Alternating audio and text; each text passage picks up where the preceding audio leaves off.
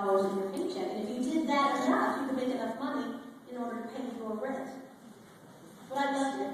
And I loved it because I liked having the opportunity to be part of a team that had as its goal telling stories. And as I grew older and grew in my abilities as a journalist, I realized that I could leverage the power of my position to make the changes that I wanted to see, both in journalism and in the stories that we were able to tell.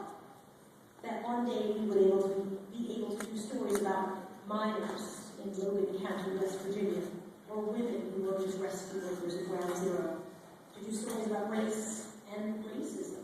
Now, of course, today, racism is very different than it was in, say, my parents' day. Today, I've discovered, as we cover stories of racism, people are much more likely to say things like, "You're not a good fit. You know, I just don't necessarily feel comfortable." Back in my parents' day, in 1958, things were much more blunt. There were literally signs that said, blacks, colors, whites, etc. Blacks not allowed. My parents used to tell me the story of how they met. They were both at Johns Hopkins University in Baltimore, Maryland. In 1958, my mother had come from Cuba. She's black and Cuban. And my dad, who's white and Australian, had come from Australia that year.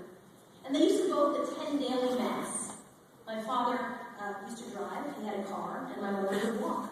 And every single day to daily mass, my father would basically hit on my mother. He would wind up the window. This is before power windows. So he'd lean over like, and ask my mother, "Would you like a ride?" And every single day, on her way to daily mass, I said, "No, thank you, because you don't take a ride from a man you don't know well." I'm like, "Really? Even to daily mass?" Every day, "No, thank you, no, thank you, no, thank you." And then one day she said, "Yes, I would like a ride." And they made a date that night to go on a date. And that night, every single restaurant they went to would not serve them, because it was 1958 in Baltimore, Maryland, and interracial dating was frowned upon. And when I would ask my mother, "What does that mean exactly, frowned upon?" she said, "You could get shot." My God. They decided at the end of 1958, my mom, I tell you, is an amazing cook of Cuban food. So after we turned down restaurant, my mother brought my father back to her apartment, and she made him dinner. And my mother's entire point in sharing that story was, "See, girls, if you could cook, you could get a man." I